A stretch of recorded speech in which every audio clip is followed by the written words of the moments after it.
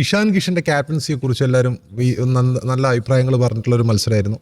ഇഷാൻ കിഷൻ ഇപ്പോൾ എനിക്ക് തോന്നുന്നത് നമുക്ക് ക്യാപ്റ്റൻസി മെറ്റീരിയലുകൾ കൂടി വരുന്നതാണ്. ശ്രേയസ് അയ്യറിനെ ക്യാപ്റ്റൻ ആക്കണം എന്നുള്ള വാദങ്ങളുണ്ട്. അതായത് ഇലക്ഷന് ശേഷം ഉണ്ടാകുന്ന കോൺഗ്രസിന്റെ ചർച്ചകൾ പോലെയാണ്. ആരൊക്കെ ഒരുപാട് മുഖ്യമന്ത്രി സ്ഥാനാർത്ഥികൾ ഉള്ളത് പോലെയാണ് നേതൃസ്ഥാനത്തേക്ക് ആര് വരും എന്നുള്ള ചർച്ചകൾ ഇങ്ങനെ ഒരു ഭാഗത്ത് രാഷ്ട്രീയ കേരളത്തിൽ ഇങ്ങനെ ചർച്ചയായിക്കൊണ്ടിരിക്കുന്നുണ്ട്.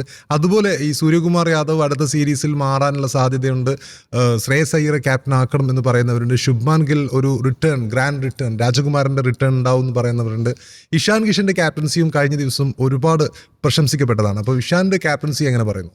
തീർച്ചയായിട്ടും ഈ ഹൈദരാബാദിനെ സംബന്ധിച്ചിടത്തോളം അവർ വിജയത്തിലേക്ക് വീണ്ടും വരിക എന്നുള്ളത് ഇപ്പോൾ 4ാമത്തെ ജയമാണ്, കണ്ടിന്യൂസ് ആയിട്ട് 3ാമത്തെ ജയം കൂടിയാണ് IPL സംബന്ധിച്ചിടത്തോളം. അപ്പോൾ അതോടൊപ്പം തന്നെ ആ കളിക്കാരെ എങ്ങനെയൊക്കെ വിന്യസിക്കണം എന്നുള്ളതും കൂടി അദ്ദേഹം മനസ്സിലാക്കുമ്പോൾ ഉണ്ടാകുന്ന ഒരു കാര്യം കൂടിയാണ്.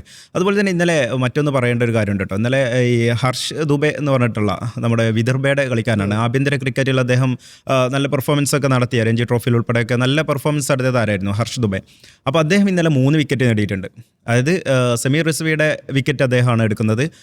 2 ഓവറാണ് ആകെ ചെയ്തത്. 12 റൺസ് വഴങ്ങിക്കൊണ്ട് അദ്ദേഹം 3 വിക്കറ്റ് എടുക്കുന്നുണ്ട്. അദ്ദേഹത്തെക്കുറിച്ച് ഇന്നലെയൊക്കെ വാർത്തകളുണ്ടായിരുന്നു. അതായത് അദ്ദേഹത്തെ ഈ അടുത്ത അഫ്ഗാനിസ്ഥാനെതിരായ ടെസ്റ്റ് മത്സരത്തിൽ, ഒരു മത്സരം മാത്രമാണ് അഫ്ഗാനിസ്ഥാനെതിരെയുള്ളത്, ആ മത്സരത്തിലേക്ക് ഈ ഹർഷ് ദുബെയൊക്കെ ബൗളർമാരായിട്ട് പരിഗണിക്കുന്നുണ്ട് എന്നുള്ള ഒരു കാര്യം ഉണ്ടായിരുന്നു.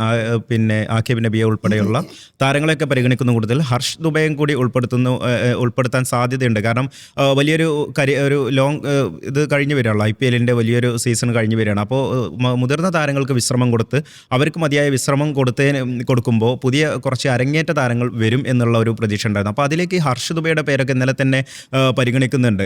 ഇന്നലെ ഗൗതം ഗംഭീറും അതുപോലെ തന്നെ ശുഭ്മാൻ ഗില്ലൊക്കെ പറയുന്നുണ്ട് ഈ ഒരു സീസൺ IPL സീസണിന് തൊട്ട് പിന്നാലെ തന്നെ അഫ്ഗാനിസ്ഥാനെതിരെ ഒരു ടെസ്റ്റ് പരമ്പര നടക്കുക എന്ന് പറയുന്നത് വലിയ ബുദ്ധിമുട്ടാണ്. അപ്പോൾ അതിലേക്ക് മുതിർന്ന താരങ്ങൾക്കൊക്കെ വലിയ ബുദ്ധിമുട്ടുണ്ടാവും എന്ന് പറയുന്നുണ്ട്. അപ്പോൾ അതിലെ അതൃപ്തി അദ്ദേഹം രേഖപ്പെടുത്തുന്നതോടൊപ്പം തന്നെ അവർ പറയുന്നത് സെലക്ഷൻ കമ്മിറ്റിക്ക് മുമ്പിൽ വെക്കുന്ന ഒരു കാര്യം എന്ന് പറയുന്നത് കുറച്ച് പുതിയ താരങ്ങളെയാണ്. അത് IPL പെർഫോമൻസ് അല്ല, അതിനൊക്കെ അപ്പുറം ആഭ്യന്തര ക്രിക്കറ്റിൽ അവർ ഡൊമസ്റ്റിക് കളിക്ക് വലിയ രഞ്ജി ട്രോഫിയിലും മറ്റൊക്കെ അവരൊക്കെ നടത്തിയ പെർഫോമൻസ് ആണ്. അപ്പോൾ ഹർഷ് ദുബെ ഈ ഒരു രീതിയിൽ IPL കൂടി പ്രകടനം നടത്തുന്നത്, ഇപ്പോൾ ആക്കിബ് നബി ഉൾപ്പെടെ ഇദ്ദേഹമൊക്കെ ഇവരൊക്കെ നല്ല പെർഫോമൻസ് നടത്തുന്നത് ഒരുപക്ഷെ അത് ഇന്ത്യൻ ടീമിലേക്ക്, ഇനിയിപ്പോൾ ഇന്ത്യൻ ടീമിൽ ഒരുപാട് ഏകദിന ടെസ്റ്റ് പരമ്പരകളും 2020 പരമ്പരകളൊക്കെ വരാനിരിക്കുന്ന കാലമാണ്. അപ്പോൾ ഈ IPL ഈ പെർഫോമൻസ് ഒരുപക്ഷെ അവർക്കും കൂടി നിർണായകമാകും എന്നുള്ളതാണ്. അവർക്കൊക്കെ ടീമിലെത്താനും അരങ്ങേറ്റം കുറിക്കാനൊക്കെ സാധ്യതയുണ്ട് എന്നുള്ള ഒരു കാര്യം കൂടിയുണ്ട്.